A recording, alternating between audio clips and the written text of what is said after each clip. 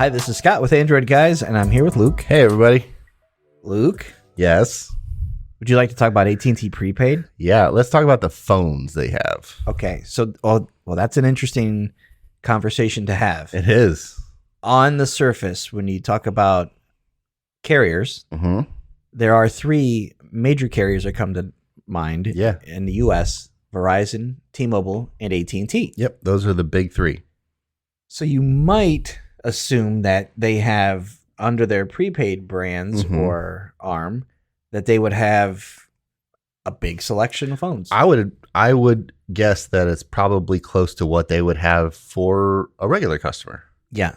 Not so much. Yeah, that's interesting, right? So AT&T Prepaid, when we do these best of lists, what we've been doing is, if you listen to the last couple of weeks, we will pick out a carrier and we will look at the handset selection and curate our picks for the best phones at that carrier. Sure. And we will break those down into user types and price points.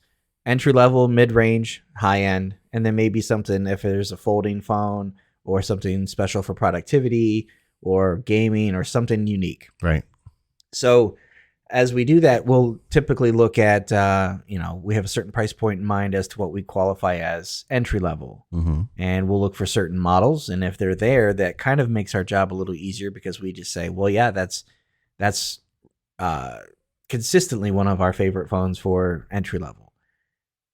AT&T Prepaid is a completely different animal than what I expected it to be. Yeah. When we looked at the phone selection and we pared down by, we said Android, new phones, and we ended up with maybe a dozen to choose from. 9. Okay. So that's not very many. No. And from looking at the list of these phones, they all fit in for what from us is usually the same bracket. Yeah, right? These are all what we would normally consider entry-level phones. Yeah, like right up to the border of, man, it's almost a mid-range by any other definition.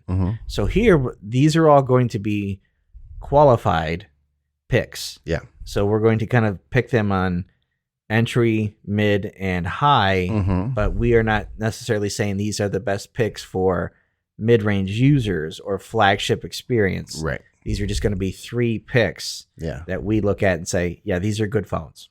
Yeah. We see them at other carriers. We've had time with them. We can attest to the fact that they're good devices and good software experience, and we can recommend them. So with that said, AT&T Prepaid, Luke, what did we decide as a entry-level device for somebody who says, I'm just here for a phone, man. Just something to make calls and send some texts and maybe get online a little bit. Yeah. I'm usually on Wi-Fi if I'm even going to pick the phone up. Okay. For that person, we would recommend the Motorola Moto G Pure. That it does all those things that you would expect a just normal phone to do. Has a 6.5-inch display. It's got 2 cameras on it. It's got a decent battery life. 4,000 milliamp battery. It has expandable storage. If you want to add a micro SD card, it runs 4G, so it's not going to be high speed data, but it's got, Bluetooth, all the features you want in a phone that comes in at $59.99. And it's water repellent too. Repellent too. That's something that Motorola phones typically have, is that not fully waterproof. Sure. But if you're reaching for a glass and you spill it on your phone, you'll be okay. Pick it up real quick. Or if you're out, outside and it starts to sprinkle, you should be okay. So yeah, that's a phone that we've seen on other carriers, other lists. And if the selection were bigger, the G Pure might still be one of those picks for us to say, sure, here's a good entry-level phone. Moving up to what we would normally say is mid-range. And again, this would also be a pick for a good entry-level user.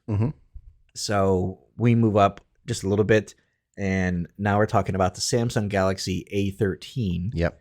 And this one comes in at about $95 right now. Normally about $190. So tell us a little bit about that phone. So it's a Samsung phone. So you're going to get 3 or 4 years of updates from them, and security updates and OS updates. So that's initially what it's got going for it. This one also has expandable storage. It's one of the few that does have expandable storage with a micro SD card. It's got a little bit bigger screen, 6.6 inch display, and this is a 60 hertz refresh. But it's got multiple cameras on it, including a front facing. The rear facing has a regular camera, an ultra wide, a macro, and a depth camera. This one will shoot 1080 video, so it's not 4K or anything like that. But again, this is based on the AT&T prepaid options. This is again kind of maybe more bare bones experience, but for a mid range price point. And that's kind of it. It's there's really not much more to it. 3 gigabytes of memory is going to be sufficient for somebody who doesn't play a lot of games, but that doesn't say you can't play games. Absolutely. You can. When you may start to notice that might be when you're multitasking, hopping between different things, having different apps open and saying, oh, let me switch over to email. Let me go back to taking some photos.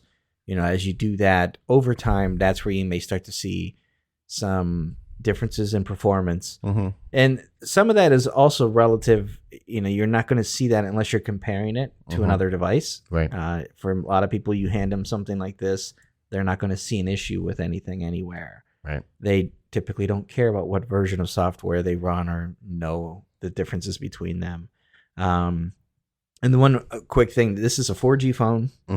They and with Samsung is they do promise software updates for most of their phones. You can check with Samsung specifically to see what the policy is on this. I don't know if this is on their 4-year list, but they do a very good job of the rolling out software updates, especially to their A series of phones, because they are widely pretty popular. A lot of people think of the Galaxy S line as being that's the flagship. That's what a lot of people think of when they hear Samsung. But the Galaxy A is a good everyman line of phones. Sure. So the Galaxy A13 is our pick for the middle price point at AT&T Prepaid. Again, would make a good pick for entry level user. Sure. Now to move into what's the best available at AT&T Prepaid. We get the Galaxy A13 5G. So this is one of the big differences, of course, is going to be the 5G connectivity. Sure.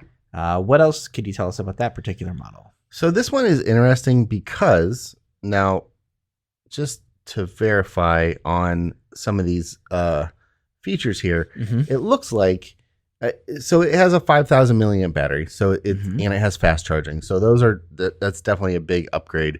But this display size is a 6.47 inch display, where the A13, the regular A13, was a 6.6 inch display. So it's interesting, and this resolution is slightly lower than the A13. So as far as screen resolution, right? So it's interesting. This has the 5G data, and it has a little bit better battery life and some creature comforts as far as some fast charging and some things like that. But for almost $150 more, you're really not gaining much more than you are with the A13. Right. So you will pick up, you'll be at 4 gigabytes of RAM instead of 3. Sure. That is going to be maybe more noticeable for some users.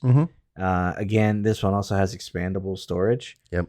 Where you're looking at kind of like is it worth it spending the money? Right. Kind of conversation. Yeah. How much do you care about 4 or 5G? Do you spend a lot of your time on Wi-Fi?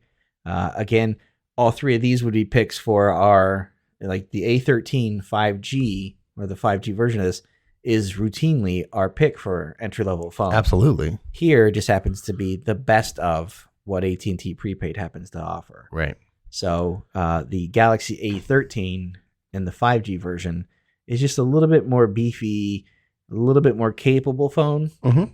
But for some people, that may not necessarily warrant the extra money. Right. So those are our picks, and I know it's a little bit different than what we normally do for some of these carriers, but as we're touching on as many of these as we can, we still felt kind of obligated to pick some out for you guys. So Right. Those are our picks for best Android phones at AT&T Prepaid for the summer of 2022. Thanks.